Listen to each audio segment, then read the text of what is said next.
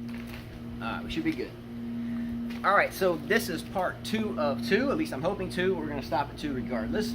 Yeah. We took 5 or 6 days off, and we accumulated a lot of stuff. And I'll speed right into part 2 because I think we'll run out of time if I elaborate. But we took some days off, and we always talk tennis, and we didn't have time to film it, to download it. With the work we were doing as time consuming, so we just wrote the stuff down as we chatted, and we're trying to get it all out. All right, so part 2 of 2. We just left off with coaching on the sidelines for men, but my next thought is, or a little bit of news is, I read an article why it was that Federer ultimately left Nike and went with Uniqlo. And it's a pretty good reason. You actually read that? Yeah, I read it. So I had no interest in reading it. So it's a pretty good reason, and it's a good business model. And he didn't sell out when I read it. And who knows? Everybody can write biased. I understand that. But I guess Nike, respectively, doesn't have a lot of casual suits and button-up shirts and slacks, and they don't have all that stuff. They're a sporting company. I understand that.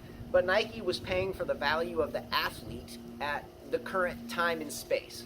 And I understand that Federer's 37. He probably won't win another major. I hope he does, but I don't think, I think he may get Wimbledon next year. Maybe Australian, but I doubt it. I think Djokovic is going to win the Australian. Anyway, I'm not going to deviate from the subject. But Uniqlo's had a long-term goal with him.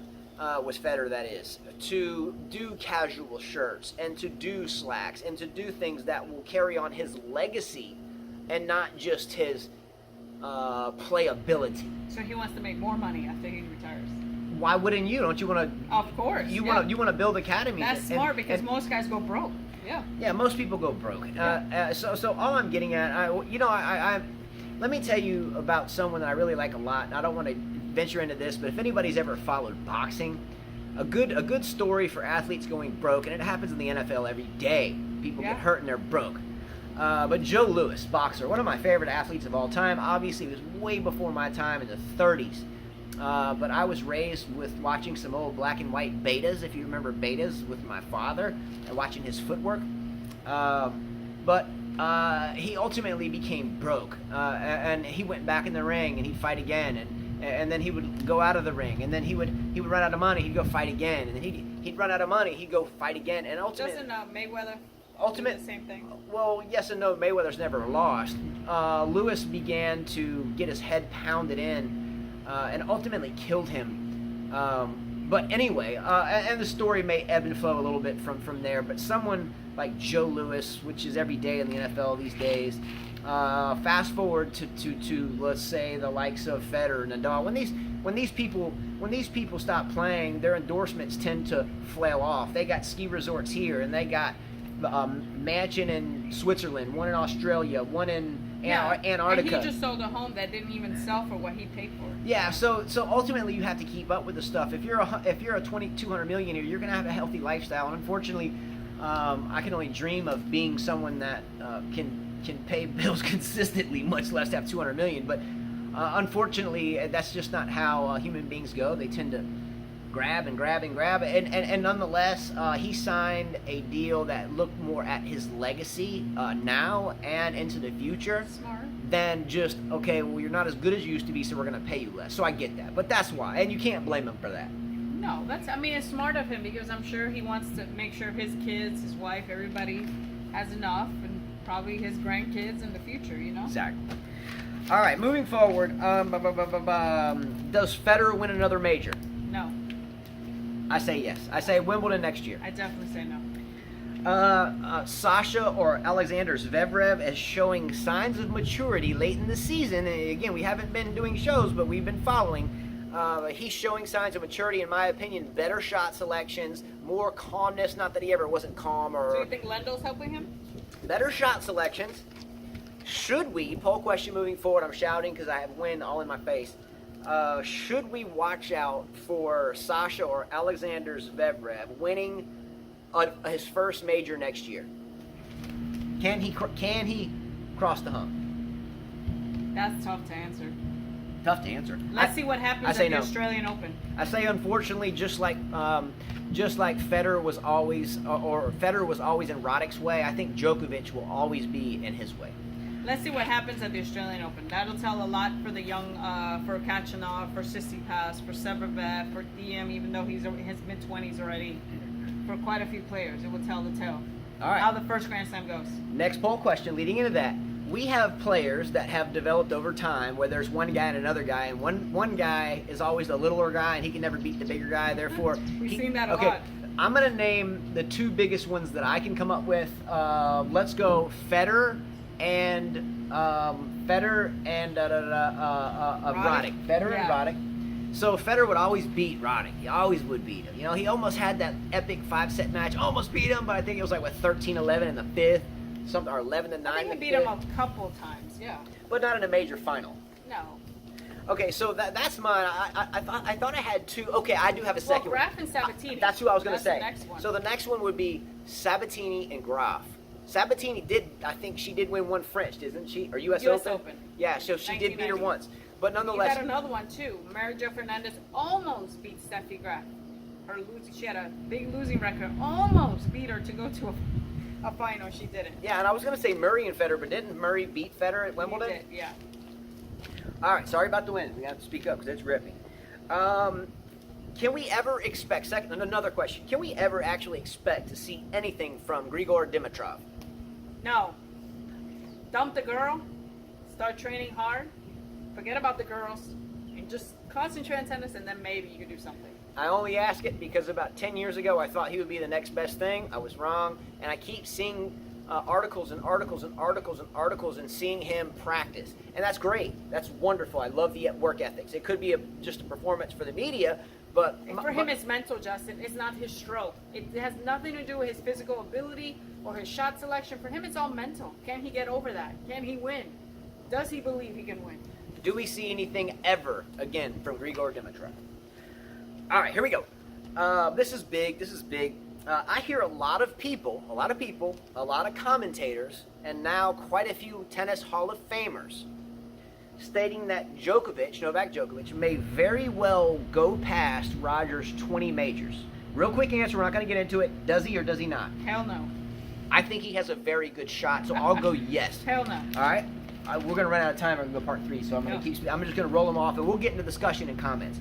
So again, I've heard now players, commentators, and Hall of Famers state that Djokovic may very well go past 20 majors. I would agree. Okay. As we know, Carla and sister to Queen, the other female that has been commenting here recently, have agreed to have a bet through next year that if Djokovic were to win all 4 and get a calendar year slam, that they would team up and do something like Carla did with Djokovic written all over. I have a better shot playing the lotto and winning than. I'm just teasing it out there. We have to remember that that's out there. Yeah. Don't forget.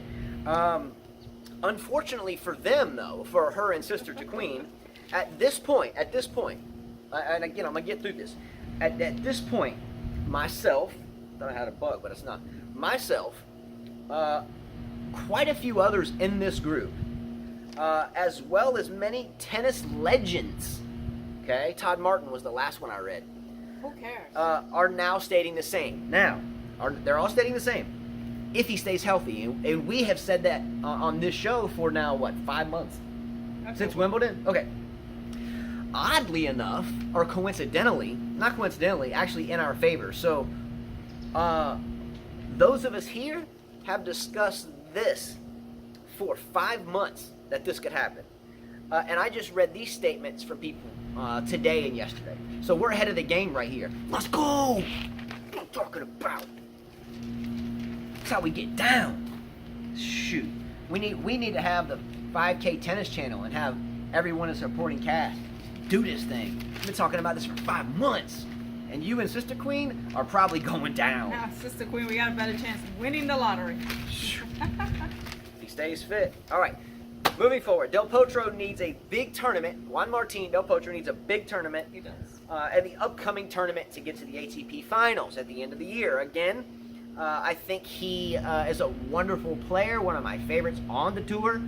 I think someone asked us the poll question. He's actually in one of our answers. I think he definitely gets the result he needs to get into the tournament, whatever that result may be. Oh yeah, he should get in, no problem. And I'll explain. Again, these ATP finals, I think it's great, and there's great tennis. There's a lot of money on the line, but remember, Grigor Dimitrov won this last year, hence why I asked the question about Dimitrov first. We said, no, he's never been anything, it's his attitude. But yet he won this tournament at the ATP finals that Del Potro is trying to get in last year. I'm going to explain. Again, I think it's a fancy exhibition. The Australian Open is right around the corner from it. And then again, at the end of the day, everybody wants the majors.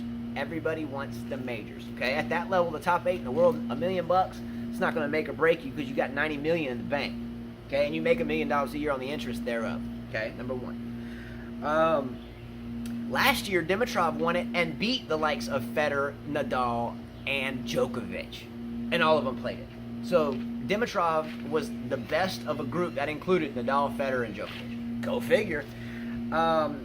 Personally, I would rather see what happens with Del Potro at the Australian Open. I'm not particularly... That's a good tournament for him to win. Yeah, I mean, I'm not saying it's not. The U.S. Open and the Australian are two Yeah. great tournaments. I thought you were talking about the ATP final. No, who cares about the ATP final, honestly? Look, just so we don't run out of time on part 2, basically what I'm getting at here is we have talked about exhibitions like the Laver Cup and the ATP finals, and now that the Davis Cup is changing and the ITF is battling it out with the ATP, that maybe the Davis Cup's going to turn into some glamorous show and not necessarily like it used to be. Anyway, and also maybe this Majesty Cup thing. Anyway, I won't get into that. We did a video on that. But I think that some matches will be, I put it this way, I do not think there's any way Del Potro does not get the points he needs to get to this tournament. He should. He's not into that the far finals. away. Well, he's not that far. He's going to sell tickets. How can the ATP afford to not let Del Potro be in the final 8? They have to have him in there. It's going to happen.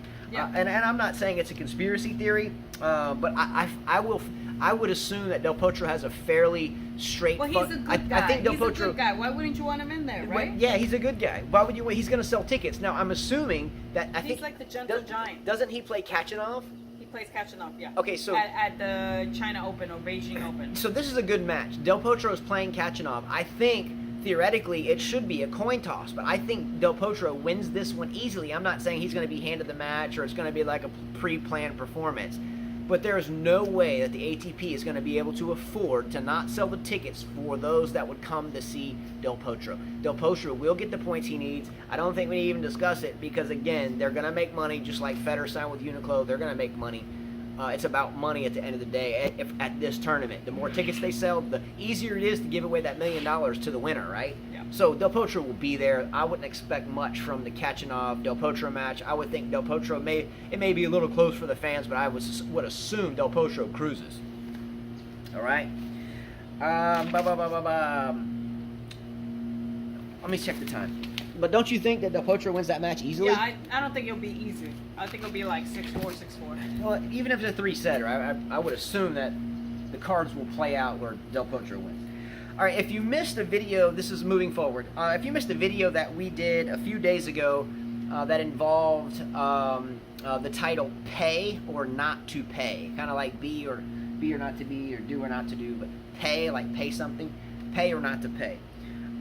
Recently, we have been attempting to get a lower rate on a couple of tennis courts that all of our kids play on, and in order to, or in return for cleaning the courts, which we have done for a very long time. Check that video out. I don't have time to explain the everything behind it because I spent like 8 minutes doing it in the video. But we're trying to get a lower rate for all of us and our kids who live on a pretty tight budget. To play on the courts for a little bit less than we pay, knowing that if we don't clean them, no one can play and no one else pays. But check out the video. But my question is, we began training under the house, and we are under the house. Hence why in part 1 I said we would talk about why we're under the house today. So we began training in the street, which we used to do in Montgomery. I grew up hitting in the street. We had like a net in our backyard in California. We would hit on the hills. I mean, there wouldn't be a place where we haven't hit. We trained in the driveway in Montgomery. We trained in our back porch in the rain. We trained on playgrounds underneath pavilions. Anywhere we could find a surface that was covered during the rain. We've played on dirt. We've played on grass. We've made nets out of ladders and rope and just made sure we were honest about if the ball actually went over the rope.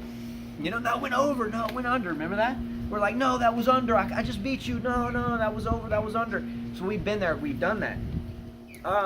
So we have a question for you guys.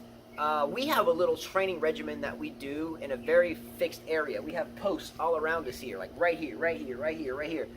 So we have a way that or Carla especially, creates a wall, and our kids will hit lightly into that wall, but it's not really a wall. It's like a chair propped up on 3 buckets of tennis balls. This chair. Yeah, this chair.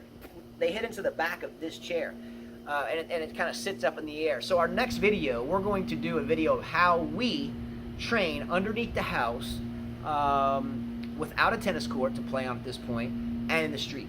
So our next video we're going to do is going to be Lily, our 9-year-old, and maybe I'll hit some balls, or maybe Jonathan will hit some balls. We'll see how we'll do it. But we're going to show you how we train with no tennis court, no net, underneath the house with very limited space. So the question here is, how would you train for tennis in a limited space and find it beneficial to do so?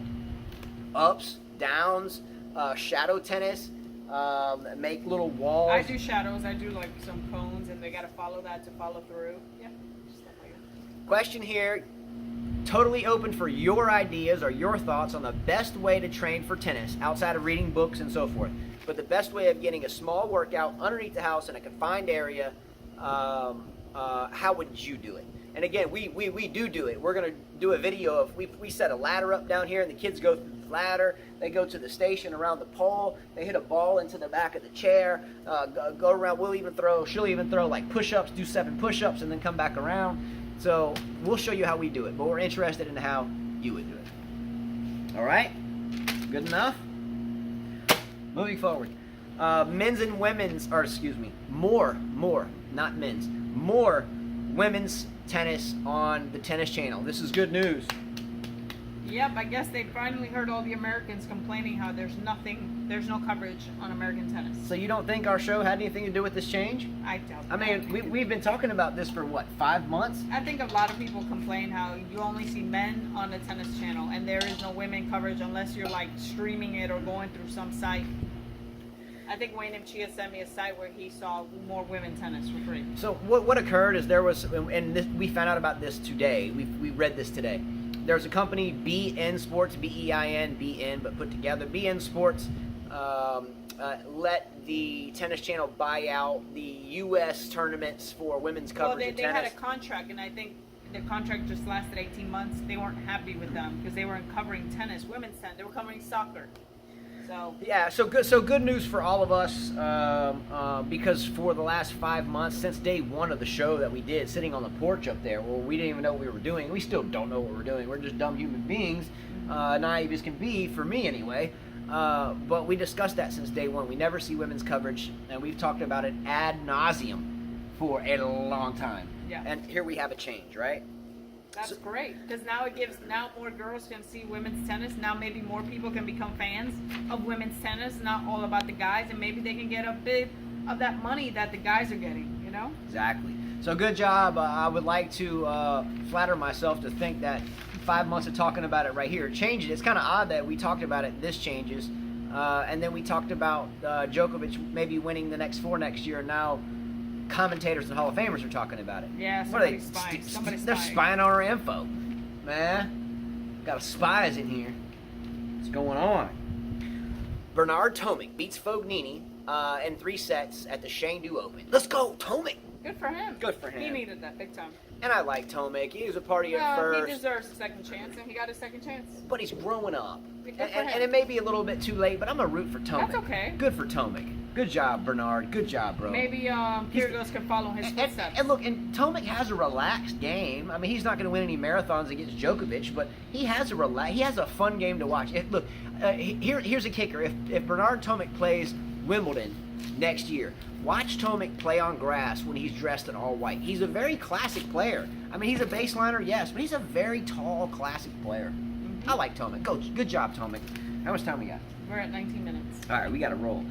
All right, so we are going to go ahead and jump right into viewer comments, and we're going to roll through these. There's some poll questions that I think Stefan asked of all of us, so I'm going to be kind enough. I know I like all of you to answer our poll questions. We've asked a lot of them, so please comment and answer those. But we are going to answer Stefan's, and I think there's a few more. Okay. Sister to Queen, Justin and Carla, thanks so much for the love and comment of the day. To answer some questions I saw from the previous post, I was born and raised in Queens, New York. Uh-oh, that's where she's from. And now living in Los Angeles. Oh, we already read that, didn't we? I think I read that. You already read that. Yeah, so sorry. I was like, why am I reading this? Okay, sorry. Even though we're in the shade, it's still hot. B-Dog was the first comment. What's up, B-Dog? Alright, here we go. And we're going to try to move through these again. If you want to know where these comments are coming from, they come from the last show, or shows. In this sense, it would be from 5 days ago. We read everybody's comments and when they comment after the show, and then we talk about them on the next one. So if you're wondering where these comments from or where to leave them so we can talk about them next time, leave comments below. Okay. Or read them in the replies. It shows you I'm a bit rusty, but here we go. Let's go. Wayne Chia was the first comment, actually. Laver did 2 calendar slams in 62 and 69. Remember we were talking about Twice. Ron Laver, He did it why twice, yeah. he's not in the talk of the greatest of all. Then Wayne Chia said Laver joined professional tennis in 1963 and was unable to compete in the Grand Slams until the start of the Open era at the 1968 French Open. Imagine if he played all those slams. Yeah, and I think half of his career was before the Open era and half of it when they were called like professional majors. Yeah. Great comment. Wayne Chia also says he sends us a link of Becker, the Becker tennis event I was talking about, IPTL. We saw that. International Premier Tennis League. We saw that. Now this was truly an exhibition unheard of since 2016. Wayne, I didn't even know about yeah, Wayne that. Chia, we watched those videos, and yeah, there's not really much difference between that I was didn't even know that existed. and the Laver Cup. There's not much difference. It's synonymous. I'm guessing that the business model was run better by Federer's group than it was by Becker's Well, group. he has more money than And, Becker. yeah. Ethan DA said. Well, Becker had a lot, but he lost it. All right, let's go. Ethan DA says, DA is simply the initials of my middle and last name. We already read that. No, we didn't. We asked him, are you a lawyer? Is that what your name is, DA? And he's explaining. We didn't read this. Oh, I thought we read that last video. No. He said, but anyways, props to the new viewer for pointing out Djokovic's personal outreach efforts. I just wish it was institutionalized more. I'm lucky to live in an apartment complex that has its own tennis courts. But as a kid, I knew of plenty that would have loved such an opportunity. Where's Ethan live? Where you at, Ethan? I think he's in Queens. In Queens? Yeah, he says he's from Queens. Man, we have sister to Queen that was from Queens that is in LA, and we got Ethan that might be in Queens, and you're from Queens. Yeah. Holy Queenville Batman. Stefan says, Paul questions. Oh. He's answering. Let me see the time. Most epic match. I would go with Djokovic. Nadal, Australian Open Final 2012. It looked unreal, like someone was playing a video game. But I must say that this is not my final answer because I didn't have an opportunity to watch Justin versus Carla match yet. So I would be cautious with my answer. Biggest tennis rivalry in the Open era ever? This could be a good question for a debate. Potential answer could be Agassi versus Sampras, Everett versus Navratilova, Djokovic versus Federer, Federer versus Nadal, Clijsters versus Justine Henin, Carla versus Justin, Djokovic versus Nadal. My pick is Nadal versus Djokovic. Their head-to-head score is pretty close. Always playing in the semis or finals. Level of tennis incredible, etc. If we exclude Djokovic, Federer, Nadal, Wawrinka, who is the active player you would pay for your tickets to watch? Is that a fly? I would go with Monfils, he said. Okay, so is that at the end of the comment? Yeah. All right, we're going to fly through this because we're going to run out of part 2. Yeah. We're not going to finish the comments. I didn't know you were 6 days. No, there's some comments that you Okay, made. all right, okay. Most epic match for myself, as soon as I read your comment. Love the comment, Stefan. Thank you very much. Most epic match for me, Kriegstein Connors. Same for me. I can't say hands down because the Lindell Michael Chang match at the '89 French Open where Chang won by serving underhanded, knowing that my sister used to play mixed doubles with Chang and we used to be members of the same club in Carlsbad at San Diego Tennis Club, just in the Encinitas, California area. So I was pretty stoked about that as a boy. I was very young then. I was 12. I was born in '77. So I was 12 years old. Yeah, I mean I remember it. I was 10. I remember it again, but I spent time with the Chang family as a young boy on the hills of Carlsbad, lovely area. So I think between the Connors, Kriegstein, Chang, Lindell, I know Edberg and Becker had an epic 5-setter. I can't remember. It was Wimbledon at some point. That was later on in careers, I think. But I'm going to go Kriegstein, Connors, and Lindell, Chang. Same with me. Now he said the biggest rivalry in the Open era. Yeah. Okay, I wrote down a couple, but I'm going to tell you what my ultimate answer is. Okay, I wrote down a couple. He mentioned Djokovic and Nadal. Because they're head-to-head. Don't forget about Federer and Nadal. Yeah. Because Federer and Nadal is what created this whole stew anyway. Mm-hmm. I mean, you can't.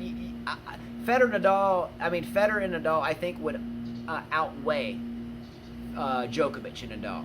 I think with Djokovic and Nadal, you know what to expect, the grinding match. Yeah, it's a grinding match. But with Federer and Nadal, you don't know what to expect. Two completely different styles. What are you at? 25. All right, we got to roll. Federer, Nadal, McEnroe, Borg. Don't forget about McEnroe, Borg, Sampras, Agassi, Becker, and Edberg. Good. But my favorite one of all time, she said it earlier, didn't know I wrote it down, Steffi Graf versus Gabriela Sabatini. Yeah. I'm taking that as my all-time greatest rivalry. Who would I like on tour to pay my money to see if it wasn't for the big three? Del Potro, Monfils, Kohlschreiber, Tsitsipas, Kachanov, Feliciano Lopez. Yep. Okay, keep going. All right, David Raines. Epic match, Borg versus McEnroe, 1980 Wimbledon. I told you. I think I started playing tennis that next day with my dad. Let's go. Neither of us had a clue on how to hit the ball. We just had fun and did the best that we could do. With Woody's, baby. Way to call it out, Dave Raines. I didn't read that. That's what I'm talking about. St. Brainwave. Let's go, Dave. Next comment, Simon Simonovic. Biggest rivalry in open era? Fed Nadal. Djokovic Nadal. Djokovic and Nadal played 52 times, the biggest number in the open era. But Federer and Nadal played more Grand Slam finals. So maybe if Djokovic and Nadal play two or three more Grand Slams, their rivalry will be the biggest in the open era. And then Simone says, yes, Rod Laver won 4 Grand Slams in 1 year, but 3 Grand Slams were played on grass, so only grass and clay. Djokovic won 4 Grand Slams in a row, but now 1 year Wimbledon and US Open in 2015, and Australian Open and Roland Garros in 2016. He's the only player to won 4 slams in a row on 3 different surfaces, hard, court, clay, and grass. He always brings out some facts. He does. That's good stuff, bro. Random Chia says, I'm always for cost cutting. This is on your comment about the to pay or not to pay. Oh, yeah. So go ahead and try your luck. You could support your case with details and breakdowns of costs and time you have spent and speak to someone who can decide. Figures and details are persuasive. Meanwhile, try to identify alternative other courts to increase your bargain power. You could, again, he's making reference to our dilemma about having to pay for courts that otherwise would be unplayable if we didn't clean them. So we're like actually paying to clean, and no one else pays. And why are we paying? And there are no other courts around here. But there's no other courts around here, and I feel like they know that, and they're just gonna try to bend us over and get it no matter what. But we're gonna train it at the house because I think it's you can moralize anything, but this is like one of those things. Like, man, really, why? Yeah. Anyway, but check out the video, Pay or Play. It's a couple videos ago. Comment there. But wait up, Chia, to answer your question, we have broke it down for them. Yeah, we broke it down. We received about a $400 blower to do this, and we still have to pay. Yeah. When Chia says, wow, Murray beat Goffin in straight sets at Shenzhen. Best wishes for him. Irrelevant. Furzy09 says, don't pay. And I would say that because Goffin is prone to injury. It's the end of the season. He's not going to the ATP Finals, and Murray is All right. Furzy09 says, don't pay. If no one else is paying, if they don't have a caretaker to monitor who is using it, they should not expect anyone to pay. In the meantime, you can make that's the point. You can make that's a the point. shift No net one out, should have to pay, you can and make I'll clean shift it. net out of rope and try mini court on a flat area. Something like this. Who is that? That's Furzy. Let's go, Furzy09, because that's exactly what we're going to do in our next video. And we've done it. You can go back in our history like 1,000 videos ago where we used to train in the driveway with our 6-year-old then. She's 9 now. All right, R.O. Fallen says, nice skate park. I think that you shouldn't pay. Otherwise, maybe find a public place where you can go. Where we are, there is no charge. If there is no close by place to go, ask for a deal since you go so frequently. That works for you, especially since you do maintenance. Our nearest courts are 45 minutes away, and we do go there, but we can only go so often because it tears the rubber off our tires on our car, and the gas bill just tacks on. Adds on. So it's our only courts we can use. But we'll see what happens. It's like paying to go work somewhere. Yeah. You can't play them if you don't clean them. All right. David Rain says, I don't think that the association is thinking this through very well. I think the clubhouse, pool, and courts are underutilized by the owners and vacationers. This is partly because they don't do a great job of marketing, but it also relates to the fact that the facilities are not kept up very well. One big reason I come to the island is to play tennis. And if you didn't keep up the courts, I'm sure no one would play there. The island has a lot to offer future residents and guests, but they have to take care of the facilities. They should pay you. They should also have some tennis events in the summer that you all can help with. Yeah, I mean they're unplayable right now, and we haven't played there in 7 days, and they're unplayable, and no one's played on them because we haven't cleaned them. Wayne Chia says, from this, I guess the video of you and I hitting on the driveway, Carla always better. We did a driveway hitting video. I put it on the comment, so believe me, there's driveway hitting videos that we have done. They're way back, so check it out. Well, he says I volley better, even though he's a servant volleyer. And she was pregnant. All right, next comment. I think this is the last one, Justin. Let's go. Hurry. Last one. Wait, or two more. Well, Hurry. Rajesh says, go quick. Nice, very nice guys. The comment on the whole family with the musical instruments. Our whole family got together in a band and played a song. If you want to see family music, check out the videos. And my dad's on there. On the three guitar. videos ago. Her dad's playing a guitar. Last comment. Wayne Chia says, hi guys, just returned safely from Barcelona, but that was only after another unfortunate accident. I had a nightmare on my last night in Barcelona in which I was among a group running away from a monster. It looked somewhat like the one in Sigourney Weaver's Aliens. It led me to falling off from my hotel bed and knocking my head against the shelf. I bled profusely for a while. I left mom in the hotel room and took a taxi to the hospital. The first hospital was closed and the taxi driver rushed me to another one. The doctor examined me and told me that it was a superficial wound and that I could continue with normal washing on hair. Upon returning to Singapore, just now another doctor concurred that the wound was not deep enough, even though I could have done with a stitch or two when I was in Barcelona. He gave me a jab, antibiotics to make them apply, to take and apply. Things are fine now. Such an accident has never happened in my life. I can't remember falling from the bed due to a nightmare. And the results could have been worse. The cut could have been deeper, or it could have hit my eyes instead of my scalp. Talk about a freak accident. Life is unpredictable, and we can be so fragile. That is the only main reason why I bring up my mom in the holidays. You never know how much time you have left with the ones you love. Great comment. Glad you're sorry that happened. Sorry that happened. Much and I got love. your pictures. End of viewer comments. I have like 20 seconds. Quick parting questions. Who wins the NBA Finals this year, and who are the final teams that go? Who makes the Super Bowl? Who are the teams that go, and who wins the Super Bowl?